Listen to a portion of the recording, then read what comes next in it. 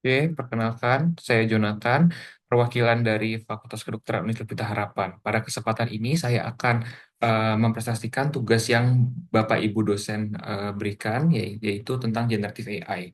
Oke, dari hasil seminar yang saya ikuti. Oke, saya akan mulai ya.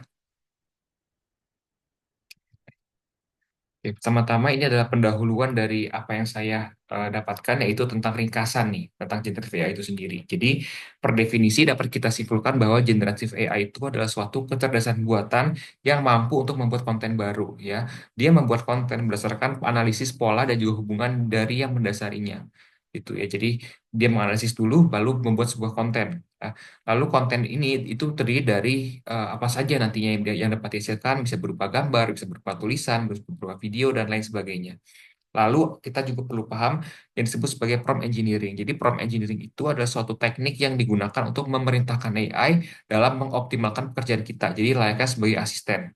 Oleh karena itu, kita sebagai operator prompt engineering sendiri itu harus tetap dibekali oleh pengetahuan yang mumpuni. Kenapa demikian? Kita harus kritis terhadap konten yang diberikan oleh AI. Apakah konten tersebut harus dapat dipertanggungjawabkan kebenarannya. Jadi harus benar-benar benar. Itulah kenapa kita perlu untuk dibekali oleh pengetahuan yang mumpuni dalam menjalani prompt engineering ini.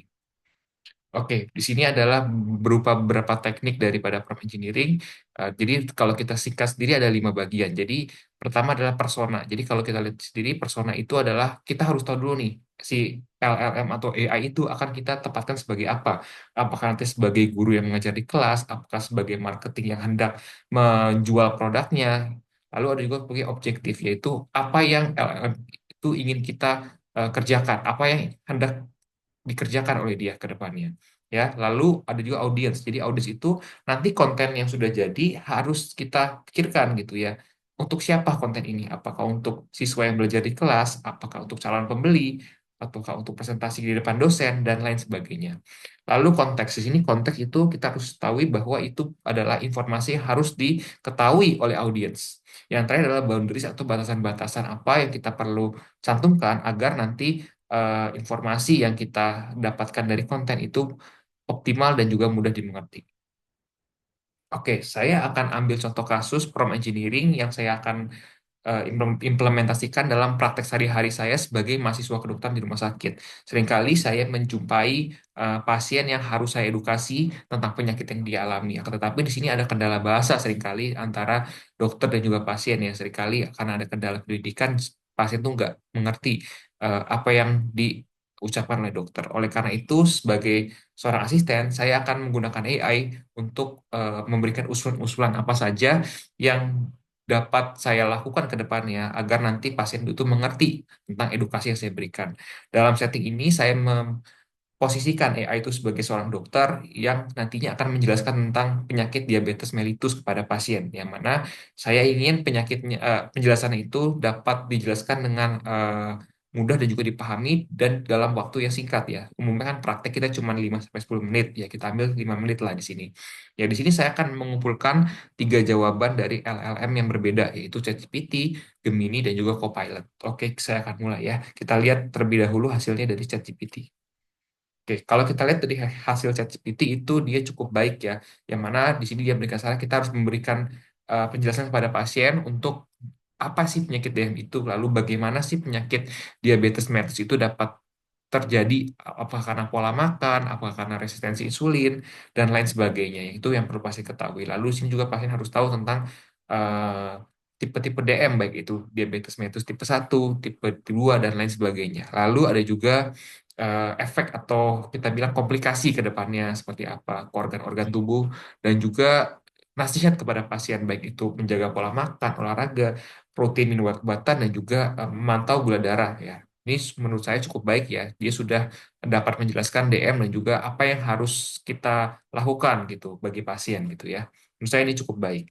Oke, terus selanjutnya kita akan lihat dari Gemini. Nah, kalau Gemini sendiri itu menyarankan saya untuk menggunakan suatu perumpamaan atau kita sebut analogi gitu ya, seperti misalnya seperti gula itu di jalan tol, aliran darah, ataupun misalnya hormon insulin itu dia baratkan seperti kunci dan sel itu sebagai pintu ya. Jadi Itu adalah saran yang cukup baik gitu ya sebagai asisten ya dari Gemini ini. Kenapa? Karena dengan analogi ini pasien akan lebih mudah mengerti.